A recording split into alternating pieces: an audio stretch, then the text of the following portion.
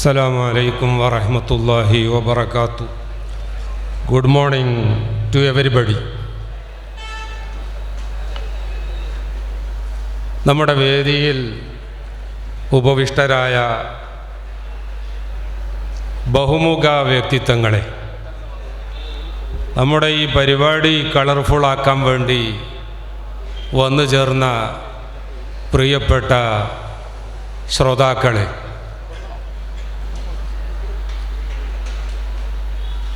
വലിയ വിശിഷ്ട അതിഥികൾ, അതും നല്ല തിരക്കുള്ള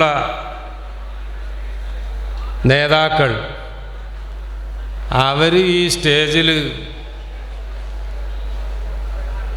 അക്ഷമരായി ഒരല്പസമയം കഴിച്ചുകൂട്ടി വേഗം പോകണം എന്ന് ആഗ്രഹിച്ചിരിക്കുന്ന സമയത്ത് ഇൻട്രൊഡക്ഷൻ എന്ന പേരിൽ ഒരു സുദീർഘമായ പ്രസംഗത്തിന്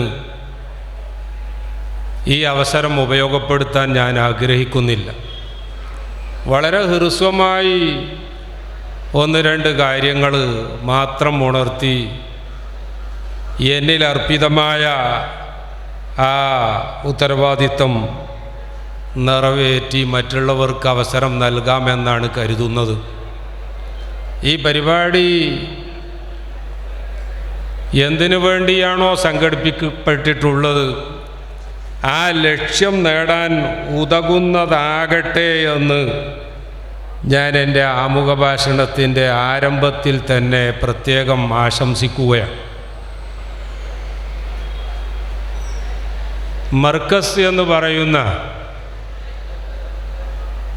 ഇന്ന് മറ്റാർക്കും പരിചയപ്പെടുത്തി കൊടുക്കേണ്ട ആവശ്യം അല്പം പോലും ഇല്ലാത്ത ഈ സ്ഥാപനം, അതുപോലെ തന്നെ ഈ സ്ഥാപനത്തിൻ്റെ എല്ലാമായ നമ്മുടെയൊക്കെ എല്ലാവരുടെയും കാന്തപുരം ഉസ്താദ്, ഞാൻ എല്ലാവരുടെയും എന്ന് ഇന്ന് ഈ ഇൻട്രൊഡക്ടറി സ്പീച്ചിൽ പറയുമ്പോൾ അതിനൊരു പ്രത്യേക പ്രാധാന്യമാണ്.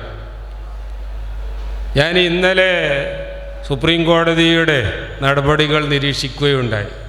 ചെറിയൊരു ലോ വിദ്യാർത്ഥി എന്നുള്ള നിലക്കും വല്ലപ്പോഴും കോടതികളിൽ കയറി ആളുകളോട്, ജഡ്ജിമാരോടല്ലെങ്കിൽ പോലും വക്കീലന്മാരോടുള്ള സൗഹൃദം പുതുക്കിപ്പോരുന്ന ആൾ എന്നുള്ള നിലക്കും ഇന്നലെ സുപ്രീം കോടതി നമ്മുടെ നിമിഷപ്രിയയുടെ കേസിൽ എന്തായിരിക്കും തീരുമാനമെടുക്കാൻ പോകുന്നത് എന്ന് നിരീക്ഷിച്ചപ്പോൾ, നാളെ അഥവാ 16-ാം തീയതി തൂക്കിലേറ്റാൻ വിധിക്കപ്പെട്ട നിമിഷപ്രിയയുടെ കാര്യത്തിൽ 18-ാം തീയതി കോടതി ബാക്കി കാര്യങ്ങൾ കേൾക്കാം എന്നാണ് പറഞ്ഞത്. അപ്പം നാളെ തൂക്കിലേറ്റപ്പെടാൻ പോകുന്ന ഒരു വ്യക്തിയുടെ വധശിക്ഷയിൽ ഇടപെട്ട് എങ്ങനെയെങ്കിലും അത് ഒഴിവാക്കാൻ പറ്റുമോ എന്നാലോചിച്ച് ഗവൺമെൻറ്റിന് നിർദ്ദേശം നൽകണം എന്ന് ഒരു കാര്യം പരിഗണിക്കുന്ന കോടതിക്ക് അത് 18-ാം തീയതിയിലേക്ക് നീട്ടിവെച്ച് അന്ന് പരിഗണിക്കാം എന്ന് പറഞ്ഞത് എന്തർത്ഥത്തിലാണ് എന്ന് ആലോചിച്ചപ്പോഴാണ് എനിക്ക് ബഹുമാനപ്പെട്ട കാന്തപുരം ഉസ്താദ് എല്ലാവരുടെയും ഉസ്താദാണ് എന്ന് പറയേണ്ടി വരുന്നത്. നമ്മുടെ അറ്റോർണി ജനറൽ വെങ്കട്ടരമണി വളരെ കൃത്യമായി തന്നെ കോടതിയിൽ പറയുകയുണ്ടായി, നമ്മുടെ ഇന്ത്യ രാജ്യത്തിന് ചില പരിമിതികളുണ്ട് ഈ കേസിൽ യമൻ ഗവൺമെൻറ്റുമായി ബന്ധപ്പെടാൻ. ജോൺ ബ്രിട്ടാസ് സാർ അടക്കമുള്ളത് കൊണ്ട് ഞാനൊരു കാര്യം പറയാണ്, എന്നെ തിരുത്താവുന്നതുമാണ് ഈ നേതാക്കൾക്കൊക്കെ. ഞാൻ പറയാൻ പോകുന്ന കാര്യം, ഇന്ന് നമ്മുടെ കേന്ദ്ര ഗവൺമെൻറ് തീരുമാനിച്ചാൽ, ശക്തമായൊരു തീരുമാനം എടുത്താൽ ഈ വിഷയത്തിൽ ഇടപെടാൻ കഴിയും എന്ന് മാത്രമല്ല വിജയിക്കുകയും ചെയ്യും എന്നുകൂടി വിശ്വസിക്കുന്ന ആളാണ് ഞാൻ. അതെങ്ങനെയെന്നും കൂടി ഞാൻ കാണുന്ന കാഴ്ചപ്പാട് പറഞ്ഞുതരാം. ഇന്ന് തന്നെ യമനിലെ ഹൂത്തി ഭരണകൂടവുമായി ബന്ധപ്പെട്ട് അമേരിക്കയുടെയും ബ്രിട്ടൻ്റെയും ഇസ്രയേലിൻ്റെയും യമനിന് നേരെയുള്ള അക്രമങ്ങൾ ഇനി ഉണ്ടാകാൻ പാടില്ല എന്നും ഗാസയിലെ 60,000-ഓളം ആളുകളെ, അതിൽ 30,000-ത്തിലധികം കുട്ടികളും സ്ത്രീകളുമാണ്. ഭക്ഷണം നൽകാനോ ലഭിക്കാനോ ഒരു മാർഗവുമില്ലാത്തൊരു സ്ഥലത്ത് ഭക്ഷണം തരാം എന്ന് വിളിച്ചു പറഞ്ഞുകൊണ്ട്, ഒരു മുറുക്ക് വെള്ളം പോലും കിട്ടാൻ വകയില്ലാത്ത സ്ഥലത്ത് വെള്ളം തരാം എന്ന് പറഞ്ഞുകൊണ്ട് ക്യാനുമായി വെള്ളത്തിന് ക്യൂ നിൽക്കുന്ന കുട്ടികളെ അടക്കം ഭക്ഷണപാത്രവുമായി തിരക്ക് കൂടുന്ന ആ പാവങ്ങളെ കൊന്നൊടുക്കുന്ന ഇസ്രയേലി നടപടിയെ നമ്മുടെ ഫിറോസ് സാഹിബ് എത്തുകയാണ്. ആ നടപടിയെ ശക്തമായി ഒന്ന് വിമർശിച്ച് ഇന്ന് ഹൂത്തി ഗവൺമെൻറ്റിൻ്റെ ബഹുമാനപ്പെട്ട സയ്യിദ് അബ്ദുൽ ഫത്താഹ് തങ്ങളവർകൾ എത്തിച്ചേർന്നു. ആ വിഷയത്തിൽ ശക്തമായൊരു തീരുമാനം ഇന്ന് ഹൂത്തി ഗവൺമെൻറ്റിനെ അറിയിച്ചാൽ ഞാൻ മനസ്സിലാക്കുകയാണ് ആ ഗവൺമെൻറ് തന്നെ ഇടപെട്ടുകൊണ്ട് ഈ വിഷയത്തിൽ ഒരു തീരുമാനം ഉണ്ടാക്കാൻ സാധിക്കും എന്നാണ്. എനിക്ക് തെറ്റിയെങ്കിൽ സോറി, നിങ്ങൾ എന്നെ കറക്റ്റ് ചെയ്യുക എന്ന് മാത്രമേ ഞാൻ പറയൂ. പ്രിയപ്പെട്ടവരെ, അപ്പോൾ AP ഉസ്താദിനെ സംബന്ധിച്ചോ മർക്കസിനെ സംബന്ധിച്ചോ കൂടുതൽ പരിചയപ്പെടുത്തേണ്ട ആവശ്യമില്ല എന്ന് മാത്രമേ ഞാൻ പറയുന്നുള്ളൂ. ഈ മർക്കസ് എന്ന ആശയത്തിലേക്ക് ബഹുമാനപ്പെട്ട കാന്തപുരം ഉസ്താദ് വരുന്നത് തന്നെ നമുക്കറിയാം. നമ്മുടെ ന്യൂ ജനറേഷൻ, നമ്മുടെ പുതുതലമുറ ഉയരണമെങ്കിൽ, അവർ വളരണമെങ്കിൽ അതിന് വിദ്യാഭ്യാസത്തിലൂടെ അവരെ ഉയർത്തിക്കൊണ്ടുവരാനുള്ള സംവിധാനങ്ങൾ ശക്തിപ്പെടുത്തുക മാത്രമാണ് ഏക മാർഗം എന്ന് പതിറ്റാണ്ടുകൾക്ക് മുമ്പ് ബഹുമാനപ്പെട്ട കാന്തപുരം ഉസ്താദ് കേവലം കരുതുകയോ വിശ്വസിക്കുകയോ മാത്രമല്ല, അത് മനസ്സിൽ വിശ്വസിച്ചു, നാവുകൊണ്ട് ഏറ്റുപറഞ്ഞു, മാത്രമല്ല തൻ്റെ ജീവിതം കൊണ്ട് അത് നടപ്പാക്കി കാണിച്ചു കൊടുത്തു. അതുകൊണ്ടാണ് പ്രിയപ്പെട്ടവരെ 1978 ഏതാനും കുട്ടികൾ, കൃത്യമായി പറഞ്ഞാൽ അങ്കുലി പരിമിതമായ എണ്ണം വിദ്യാർത്ഥികളെ കൊണ്ട് ആരംഭിച്ച ഈ സ്ഥാപനത്തിന് ഇന്ന് ഇന്ത്യ രാജ്യത്തിൻ്റെ മുഴുവൻ സ്റ്റേറ്റുകളിൽ മാത്രമല്ല വിദേശങ്ങളിലെ പല സ്ഥലങ്ങളിൽ പോലും ഇതിൻ്റെ ഓഫ് ക്യാമ്പസുകളും ഇതിൻ്റെ പ്രവർത്തനങ്ങളും ഇതിൻ്റെ മറ്റുള്ള പ്രചരണങ്ങളുമൊക്കെ നടക്കുന്നു എന്നത് ഇത് എത്രമാത്രം വലിയൊരു ലക്ഷ്യമായി കണ്ടുകൊണ്ടാണ് ബഹുമാനപ്പെട്ട കാന്തപുരം ഉസ്താദ് ഇതിന് പോസിബിളായ വഴികളൊക്കെ സ്വീകരിച്ചുകൊണ്ട് മുന്നോട്ട് പോയത് എന്ന് നമുക്ക് മനസ്സിലാക്കാം. ഞാൻ ഈ വലിയ പ്രധാനപ്പെട്ട വ്യക്തിത്വങ്ങളെയൊക്കെ ഇരുത്തി സംസാരിക്കുന്നില്ല. ആദ്യമായി ബഹുമാനപ്പെട്ട ഉസ്താദ് ഇവിടെ ആരംഭിച്ചത് ഒരു ഓർഫനേജ് തുടങ്ങിക്കൊണ്ടാണ്.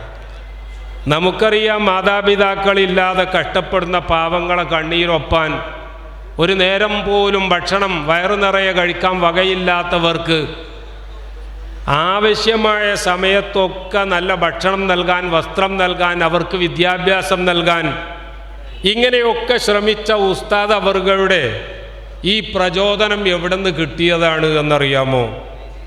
പ്രവാചകരായ മുഹമ്മദുർ റസൂലുള്ളാഹി സ്വല്ലല്ലാഹു അലൈഹി വസല്ലമ തങ്ങളുടെ സന്നിധിയിലേക്ക് ഒരു ചെറുപ്പക്കാരൻ വന്ന സംഭവം ഹദീസ് പണ്ഡിതന്മാർ രേഖപ്പെടുത്തുന്നുണ്ട്.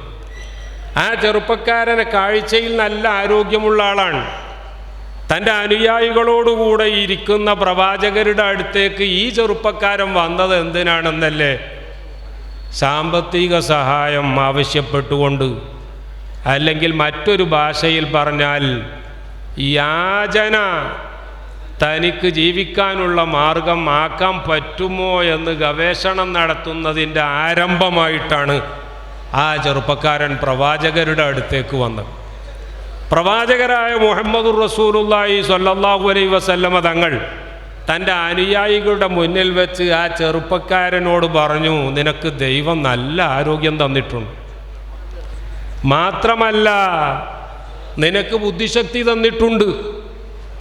നിന്റെ ആരോഗ്യവും നിന്റെ ബുദ്ധിശക്തിയും ഉപയോഗിച്ചുകൊണ്ട് നീ പഠിക്കണം. അങ്ങനെ പഠിച്ചുകൊണ്ട് നീ തൊഴിലെടുക്കുന്നൊരവസ്ഥയിലേക്ക് വന്നാൽ നിനക്ക് തന്നെ ഈ യാചന വളരെ മോശപ്പെട്ട കാര്യമാണ് എന്ന് ബോധ്യപ്പെടും. പക്ഷേ ഒരു സ്റ്റാർട്ടപ്പിന് ആദ്യം അതിൻ്റെ ഗ്രൗണ്ട് ലെവലാകണമല്ലോ. ഇന്നത്തതുപോലെ കേന്ദ്ര ഗവൺമെൻറ്റിൻ്റെയോ അല്ലെങ്കിൽ സംസ്ഥാന ഗവൺമെൻറ്റുകളുടെയോ സ്റ്റാർട്ടപ്പുകൾക്ക് നൽകുന്ന സഹായമൊന്നും അന്ന് ലഭ്യമല്ലല്ലോ. പ്രവാചകരായ മുഹമ്മദുർ റസൂലുള്ളാഹി സ്വല്ലല്ലാഹു അലൈഹി വസല്ലമ തങ്ങൾ അവിടെ കൂടിയവരോട് പറഞ്ഞു, ഇദ്ദേഹം ചെറിയ എന്തെങ്കിലും തുക ലഭിച്ചാൽ സന്തോഷത്തോടെ തിരിച്ചു പോകാമെന്ന് കരുതി വന്ന വ്യക്തിയാണെങ്കിലും നമുക്ക് ഇദ്ദേഹത്തെ അങ്ങനെ വിടാൻ പാടില്ല. ഇദ്ദേഹത്തിനെ നമുക്ക് നല്ല നിലക്ക് ഇനി ഒരിക്കലും യാചിക്കാതെ സ്വയം സെൽഫ് സഫിഷ്യൻ്റാക്കി നമുക്ക് മാറ്റണം. പ്രവാചകരായ മുഹമ്മദുർ റസൂലുള്ളാഹി സ്വല്ലല്ലാഹു അലൈഹി വസല്ലമ തങ്ങൾ ഉടനെ തന്നെ അനുയായികളോടുകൂടെ നല്ല ഒരു മഴു അവിടെ നിന്ന് സംഘടിപ്പിക്കുകയാണ്. ആ മഴുവിന് പ്രവാചകർ സ്വന്തം കരങ്ങൾ കൊണ്ട് ഒരു മരക്കഷ്ണം എടുത്തുകൊണ്ട് താഴിട്ട് കൊടുക്കുകയാണ്. എന്നിട്ട് ഈ ചെറുപ്പക്കാരൻ്റെ കയ്യിൽ അതിൻ്റെ ഫ്ലാഗ് ഓഫ് നിർവഹിക്കുകയാണ്. ഇത് കൊടുത്തുകൊണ്ട് പ്രവാചകർ പറഞ്ഞു, ഇനി 20 ദിവസത്തിന് ഇങ്ങോട്ട് വരാൻ പാടില്ല. 20 ദിവസം കഴിഞ്ഞ് 21st ഡേ അന്ന് ഇവിടെ വരണം എന്നാണ്. 20 ദിവസം കഴിഞ്ഞ് ആ ചെറുപ്പക്കാരൻ വന്നപ്പോൾ അദ്ദേഹം പറയുകയാണ്, പ്രവാചകരെ അന്ന് ഞാൻ വന്നത് എന്തെങ്കിലും സാമ്പത്തിക സഹായം കിട്ടിയാൽ അതുമായി സന്തോഷത്തോടെ തിരിച്ചു പോകാം എന്നുള്ള നിലക്കായിരുന്നു. പക്ഷേ അങ്ങനെ ഒരു ജോലി പഠിപ്പിച്ചു. ജോലി പഠിപ്പിക്കുക മാത്രമല്ല, എനിക്കൊരു ജോലി നൽകുകയും ചെയ്തു. ഞാൻ അങ്ങ് തന്ന പണിയായുധം ഉപയോഗപ്പെടുത്തിക്കൊണ്ട് അങ്ങ് തന്ന സാവകാശമായ 20 ദിവസം ഞാൻ ജോലി ചെയ്തപ്പോൾ ഇതാ ഞാനിപ്പോൾ വന്നത് 20 സ്വർണ്ണ നാണയങ്ങൾ എൻ്റെയും കുടുംബത്തിൻ്റെയും ചെലവ് മുഴുവൻ കഴിച്ച് മിച്ചം വന്ന 20 സ്വർണ്ണ നാണയങ്ങളാണ്. പ്രവാചകരിത് സ്വീകരിച്ചുകൊണ്ട് എന്നെപ്പോലെ ഇനി തൊഴിലില്ലായ്മ പറഞ്ഞു വരുന്ന ആളുകൾക്ക് തൊഴിലുറപ്പാക്കാൻ വേണ്ട സൗകര്യം ചെയ്യണം. പ്രിയപ്പെട്ടവരെ, ഇത് മുഹമ്മദുർ റസൂലുള്ളാഹി സ്വല്ലല്ലാഹു അലൈഹി വസല്ലമ തങ്ങൾ പഠിപ്പിച്ച ഒരു പാഠമാണ്. ഇത് ഒരു പാഠം മാത്രമല്ല, ഇങ്ങനെ അനേകം പാഠങ്ങൾ ഇവിടെ ഉദ്ധരിക്കാൻ പറ്റും. പക്ഷേ നമുക്കറിയാം ഇത് തന്നെ ആവശ്യത്തിന് മതിയല്ലോ. ഇത്തരം ആ രീതികളൊക്കെ പരമാവധി ജീവിതത്തിൽ പകർത്താൻ ബഹുമാനപ്പെട്ട കാന്തപുരം ഉസ്താദ് ശ്രമിച്ചതിൻ്റെ ഭാഗമായി ഈ ആരംഭിച്ച നമ്മളിപ്പോൾ ഏതൊരു സ്ഥാപനത്തിൻ്റെ അങ്കണത്തിലാണോ നിലകൊള്ളുന്നത്, മർക്കസ് ITI, ഈ സ്ഥാപനത്തിൽ നിന്ന് പഠിച്ച 100 കണക്കിന് വിദ്യാർത്ഥികൾ നമ്മുടെ ഇന്ത്യ രാജ്യത്തിനകത്തും അതുപോലെ തന്നെ മറ്റുള്ള രാജ്യങ്ങളിലുമൊക്കെ നല്ല ജോലികൾ ചെയ്തുകൊണ്ട് അവരുടെ കുടുംബം പോറ്റുകയാണ് എന്ന് മാത്രമല്ല, അവരൊക്കെ പുതിയ പുതിയ സ്റ്റാർട്ടപ്പുകൾ ആരംഭിച്ചുകൊണ്ട് തൊഴിൽ ദാതാക്കളായി മാറി വർഷത്തിലൊരിക്കലോ 2ഓ 3ഓ വട്ടം അവർക്ക് ലഭിക്കുന്ന ആ വരുമാനങ്ങളുടെ ഒരു നിശ്ചിത വിഹിതം ബഹുമാനപ്പെട്ട കാന്തപുരം ഉസ്താദിൻ്റെ അടുത്ത് കൊണ്ടുവന്നുകൊണ്ട് അങ്ങ് ഞങ്ങളെ ഗൈഡ് ചെയ്തിട്ടില്ലായിരുന്നെങ്കിൽ ഞങ്ങൾ ഇന്ന് എവിടെയും എത്തില്ലായിരുന്നു. പക്ഷേ അങ്ങയുടെ ആ ദീർഘദൃഷ്ടിയും അങ്ങയുടെ സഹായവും ITIയിലെ അധ്യാപകർ ഞങ്ങൾക്ക് പഠിപ്പിച്ച കാര്യവും ഏറ്റവും അവസാനം അങ്ങയുടെ കെയർ ഓഫിലൂടെ ലഭിച്ച ജോലിയും ഞങ്ങളെ ഉന്നത സ്ഥാനത്തെത്തിച്ചിട്ടുണ്ട്. അതുകൊണ്ട് അതിൻ്റെ ഒരു വിഹിതം ഞങ്ങൾ ഈ സ്ഥാപനത്തിന് നൽകുകയാണ് എന്ന് പറഞ്ഞു വരികയാണ്. പ്രിയപ്പെട്ടവരെ, നമുക്കറിയാം കോഴിക്കോട് എന്ന് പറയുമ്പോൾ നമ്മുടെ ഏറ്റവും ഉന്നതമായ മാനേജ്മെൻറ്റ് സ്റ്റഡീസ് നടക്കുന്ന കേന്ദ്രത്തിൻ്റെ തൊട്ടരികിലാണ് ഈ മർക്കസ്. ഞാനിപ്പോൾ ഓർക്കുകയാണ്, വർഷങ്ങൾക്ക് മുമ്പ് നമ്മുടെ IMAയുടെ ഉത്തരവാദിത്തപ്പെട്ട ഒരാൾ മർക്കസിൽ വന്ന് ഞങ്ങൾ സംസാരിച്ചു കൊണ്ടിരിക്കുമ്പോൾ ഞങ്ങൾ ഇവിടെ തിരഞ്ഞെടുക്കാനുള്ള കാരണം ഈ മർക്കസ് എന്ന് പറയുന്ന വലിയൊരു വിദ്യാഭ്യാസ സമുച്ചയത്തിൻ്റെ തൊട്ടടുത്തായാൽ നമുക്ക് അങ്ങോട്ടും ഇങ്ങോട്ടുമൊക്കെ ഈ രീതിയിലുള്ള കൊടുക്കൽ വാങ്ങലുകളും കൂടി നടത്താമല്ലോ. നമുക്കറിയാം മാനേജ്മെൻറ്റ് സ്റ്റഡീസ് പൂർത്തിയാകുമ്പോൾ അത് പൂർത്തിയാക്കിയവർക്ക് അവിടെ തന്നെ ക്യാമ്പസ് പ്ലേസ്മെൻറ്റ് നടത്താറുണ്ട്. പക്ഷേ തലപ്പാവ് ധരിച്ച, കേവലം വെള്ളവസ്ത്രം മാത്രം ധരിക്കുന്ന, പല വിഷയങ്ങളും വരുമ്പോൾ അനുകൂലിക്കുന്ന രാഷ്ട്രീയക്കാർ വരെ ഇദ്ദേഹം പഴഞ്ചനാണ്. ഞാൻ ആരെയും ഉദ്ദേശിച്ചിട്ടല്ലോ പറയുന്നത്, പക്ഷെ അത്തരം ചില പദങ്ങൾ പ്രയോഗിക്കാഞ്ഞാലും പറ്റൂല. അനുകൂലിക്കുന്നവർ വരെ ഇദ്ദേഹം ഒരു പഴഞ്ചനാണ്, ഇദ്ദേഹത്തിന് ആധുനിക കാലഘട്ടത്തെ സംബന്ധിച്ച് ബോധമില്ല എന്ന് പറയുന്ന ആ നിലവാരത്തിൽ നിന്ന് ബഹുമാനപ്പെട്ട കാന്തപുരം ഉസ്താദ് ഇത്തരം സ്ഥാപനങ്ങൾ സ്ഥാപിക്കുകയും നിലനിർത്തുകയും എന്നിട്ട് ക്യാമ്പസ് പ്ലേസ്മെൻറ്റ് വരെ 100-ലധികം വിദ്യാർത്ഥികൾക്ക് ഓരോ വർഷവും നൽകുന്ന സാഹചര്യം ഉണ്ടാക്കുകയും ചെയ്തിട്ടുണ്ടെങ്കിൽ ഞാൻ എല്ലാവരോടും പറയുകയാണ്, ഇവിടെ എല്ലാ രാഷ്ട്രീയ പാർട്ടിയുടെയും പ്രതിനിധികളുണ്ട്, എല്ലാവരും പറയുകയാണ്, ഓർമ്മ വേണം, ഇത്തരം സ്ഥാപനങ്ങളെയൊക്കെ ഉണ്ടാക്കി ജനങ്ങളെ സാമ്പത്തികമായും മറ്റുമൊക്കെ ഭദ്രമാക്കേണ്ട ഉത്തരവാദിത്തം ശരിക്കും പറഞ്ഞാൽ രാജ്യം ഭരിക്കുന്നവരുടെ ഉത്തരവാദിത്തമാണ്. വിദ്യാഭ്യാസം നൽകേണ്ടതും ജോലി നൽകേണ്ടതും രാജ്യത്ത് നിന്ന് ദാരിദ്ര്യം ഇല്ലായ്മ ചെയ്യേണ്ടതും രാജ്യത്തെ വികസിപ്പിച്ചുകൊണ്ട് മുന്നോട്ട് കൊണ്ടുവരേണ്ടതും ഒക്കെ ഉത്തരവാദിത്തം ഗവൺമെൻറ്റുകളുടേതാണ് എന്നതിൽ തർക്കമില്ല. പക്ഷേ നമ്മുടെ നാട്ടിലൊന്നും ഗവൺമെൻറ്റിന് അത്തരം ഉത്തരവാദിത്തം കേന്ദ്ര ഗവൺമെൻറ്റിനായാലും ഇനി സംസ്ഥാനങ്ങളിലെ ഗവൺമെൻറ്റുകൾക്കാണെങ്കിലും ചെയ്യാൻ കഴിയില്ല. അതുകൊണ്ട് പീപ്പിൾസ് പാർട്ടിസിപ്പേഷൻ എന്നത് വളരെ പ്രധാനമാണ്.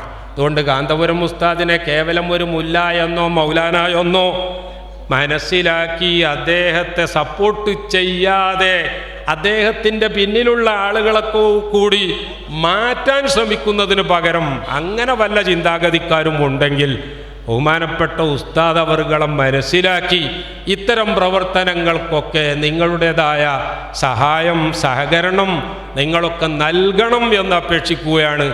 ഞാൻ എൻ്റെ ഈ ആമുഖ ഭാഷണം നീട്ടുന്നില്ല. പറയാനാണെങ്കിൽ ബൈബിളിൽ പറഞ്ഞതുപോലെ I have much to tell you but you could not bear it എന്ന് പറയുകയുണ്ടായി. ഇനിയും വളരെയധികം പറവാനുണ്ട്, നിങ്ങൾക്കോ വഹിപ്പാനാകില്ല. ആകയാൽ നിർത്തുകയാണ്. ഈ നേതാക്കന്മാരുടെയൊക്കെ സഹകരണം മർക്കസിനുണ്ടാവണം. കാന്തപുരം ഉസ്താദിന് നിങ്ങളുടെയൊക്കെ സഹായം വേണം. വ്യക്തിപരമായി അദ്ദേഹത്തിന് ആരുടെയും സഹായമില്ല. അതിന് അദ്ദേഹത്തിൻ്റെ സെർവൻറ്റുകളായ ഞങ്ങളെയൊക്കെ ഉണ്ട് അദ്ദേഹത്തെ കൈപിടിച്ച് നടത്താനും വീൽ ചെയറിൽ ഇരുത്താനുമൊക്കെ. അതേസമയം അദ്ദേഹം മുന്നോട്ട് വെക്കുന്ന ഈ സോഷ്യൽ കോസ്, ഈ കോസിനെ സപ്പോർട്ട് ചെയ്യാൻ നിങ്ങളെല്ലാവരും തയ്യാറാകണം. ഇത് ഹജ്ജ് കമ്മിറ്റിയുടെ പേരിലല്ല, മർക്കസിൻ്റെ സെക്രട്ടറിമാരിൽ ഒരാൾ എന്നുള്ള നിലക്ക് നിങ്ങളുടെയൊക്കെ സഹായം, ആ സഹായത്തിന് അപേക്ഷ നൽകിക്കൊണ്ട് ഞാൻ അവസാനിപ്പിക്കട്ടെ. എല്ലാവർക്കും നന്ദി, നമസ്കാരം. അസ്സലാമു അലൈക്കും വറഹ്മത്തുള്ളാഹി വബറകാതുഹു.